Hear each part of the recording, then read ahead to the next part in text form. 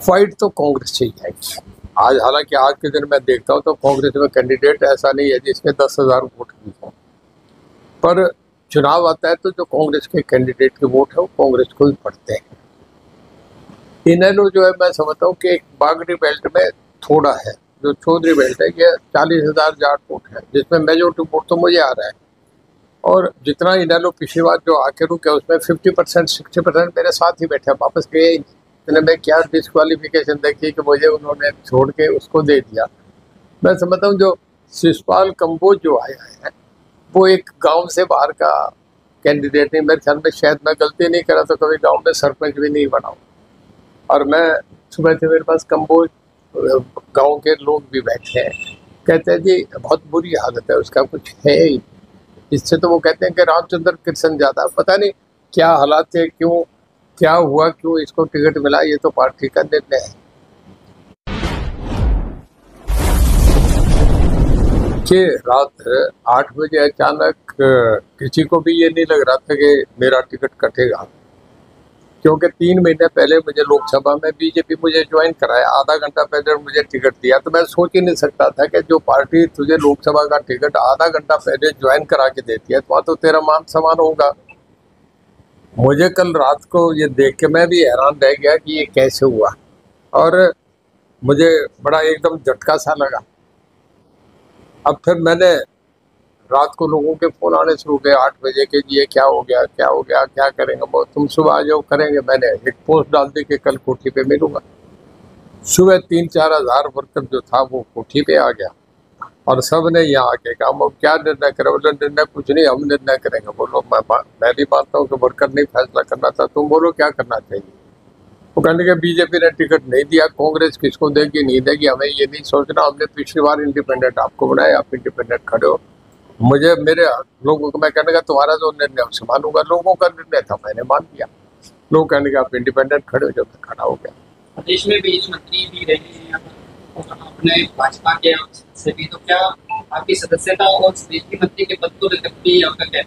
नहीं, मैंने सुबह इस्तीफा दे दिया था। मैं समझता हूँ, देखिए मॉरली एथिकली दुनिया पढ़ी लिखी, हम पढ़े लिखे हैं।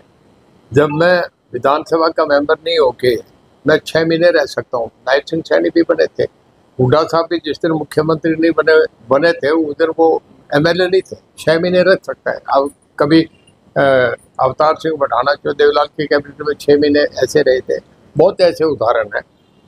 मैं रह सकता था, पर जब मेरा टिकट नहीं दिया गया तो मैं उस मंत्रिमंडल में कैसे बैठा रहूँ। मुझे एकदम बड़ा अफसोस हुआ कि मॉरली एथिकली मुझे नहीं रहना चाहिए।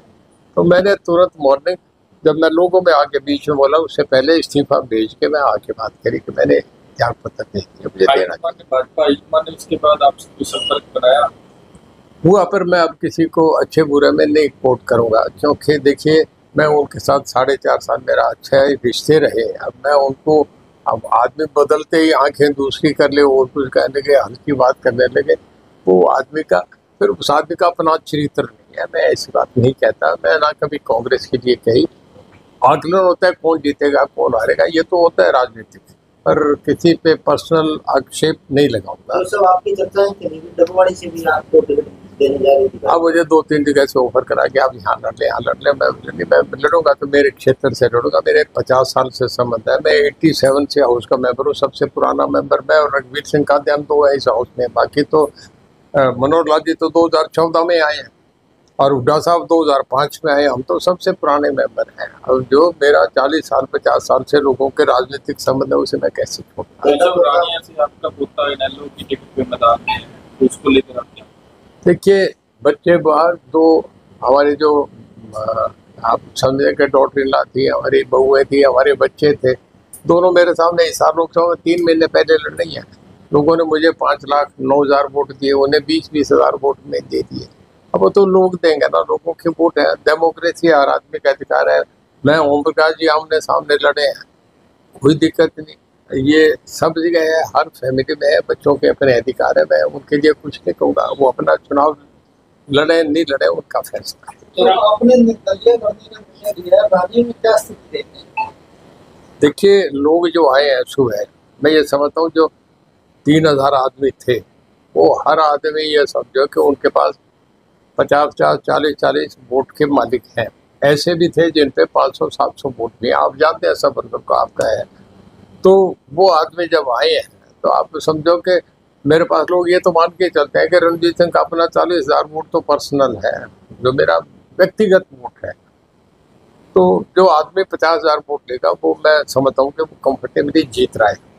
पिछली बार मैं सबकी जमानतें जब हुई थी, मैं इंडिपेंडेंट लड़ा था तब, तो 5 साल में मैंने काम बहुत करे हैं। लोगों में सबसे ज़्यादा अगर 24 घंटे अवेलेबल कोई कैंडिडेट रहा है, कोई विधानसभा में रहा है, तो मेरे ख्याल में मेरे से ज़्यादा कोई नहीं। कभी गोपाल कांटा तो आता ही नहीं था, लोगों में नहीं, टिकट चुनाव जीत के चला जाता था, फिर दोबारा चुनाव नहीं आते हैं।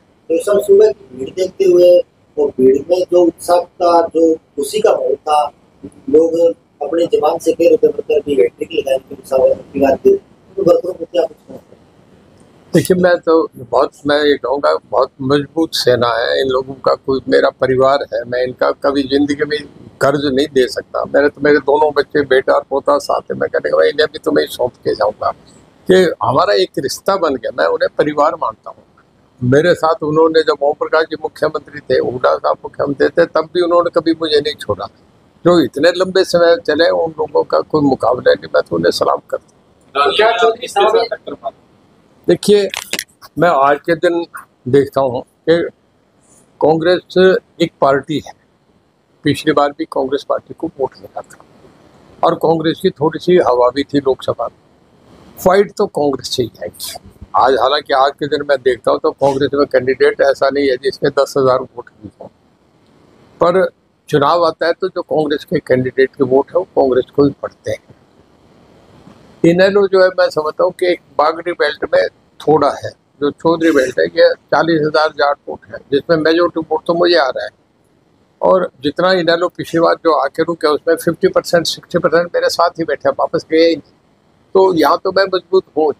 मेरे बाद दूसरा मैं यहाँ समझता हूँ इनेलो आता है, यहाँ कांग्रेस नहीं है। पर जब बागड़ी इसमें नामदारी बेल्ट में जाए, कंबोज बेल्ट में जाए और प्रजापत बेल्ट में जाते हैं या बाजीगर और दूसरी अदर समाज में, तब हाँ इनेलो का 5% वोट की है। तो मैं नहीं मानता इनेलो फाइट तो कांग्रेस ही नहीं। तो क्या इस बार 2019 का इतिहास दोहरा पाएंगे? है जी, क्या इस बार 2019 का इतिहास दोबारा दोहराने जा रहे हैं? बिल्कुल बिल्कुल जनता दोहराएगी और मैं समझता हूँ पहले से बड़ी थी। देखो बीजेपी ने शिष्टता को बहुत मैदान में उतारा है, क्या स्थिति देखते हैं कि किस नेतृत्व में?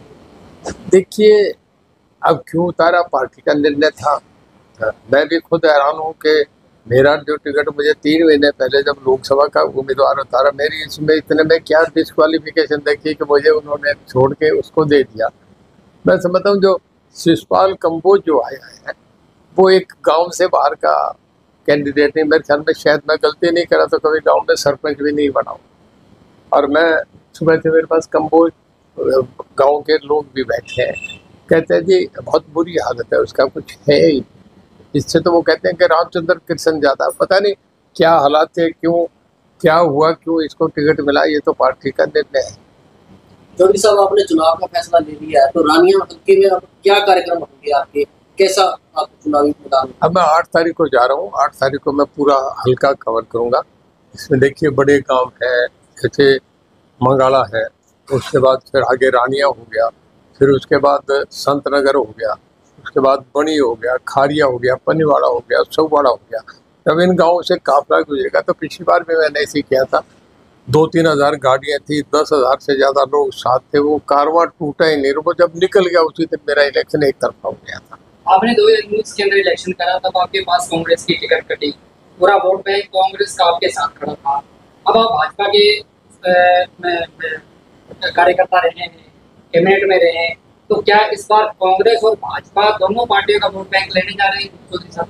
देखिए जनता जो है बहुत समझदार है। हरियाणा के लोगों में बहुत राजनीतिक चेतना, बड़ा सोच के फैसला करते हैं।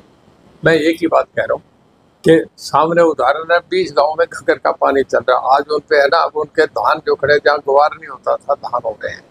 और इसके बाद पूरे हल्के में, जब पिछले साल आपको पता है कि घग्गर पूरे तांडव पे था, जब पाकिस्तान बॉर्डर में भी पानी चला गया था, तब ये था कि किसी भी वक्त टूट सकता है। फतेहाबाद डूब गया था, फतेहाबाद का इधर की हालत 6 महीने तक पानी खड़ा रहा बाईपास के ऊपर। उस वक्त रात को रणजीत सिंह 2 बजे तक भी घूमता रहा हूँ। मैं नहीं होता इलाका, कहते हैं रणजीत सिंह के बिना हम नहीं बचते थे, इलाका ही डूब जाता। और जो पानी दिया है इस बात का है, मैंने जो डेवलपमेंट काम करे हैं इलाके में उसका बहुत है। जो मेरी 24 घंटा अवेलेबिलिटी रही है, फोन पे हर वक्त हाजिर रहूँ, बात की बहुत बड़ा अनुभव है, इसी बात का मुझे सब में चढ़। तो सब रानिया हल्के ਦੇ ਲੋਕ ਕਾਫੀ ਲੰਬੇ ਸਮੇਂ ਤੋਂ ਤੁਹਾਡੇ ਨਾਲ ਜੁੜੇ ਆ।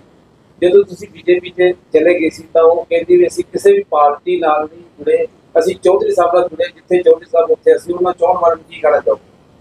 मैं उनका बहुत धन्यवाद करता हूँ, वो ऐसे मेरे साथी हैं, इसी करके मैं जिंदा हूँ आज तक। राजनीति में 50 साल तक कोई आदमी नहीं, जब भी मैं सिरसा में कॉल करता हूँ आपके सामने, मैं खाली मैसेज दे दूँ कि कल इतने आदमी होने हैं तो इतने होते हैं। जब मैं भीड़ करता हूँ तो रिकॉर्ड है, आप सब सभाएं देख रहे हैं ना, कोई भी आदमी सिरसा में 50,000 से ऊपर की भीड़ हरियाणा में भी कोई नहीं कर सकता। देखिए मुख्यमंत्री तो सरकारी आदमी होता है, उसके साथ तो फिर सारे मिनिस्टर, कैबिनेट, सब सरकारी अधिकारी भी लग जाते हैं।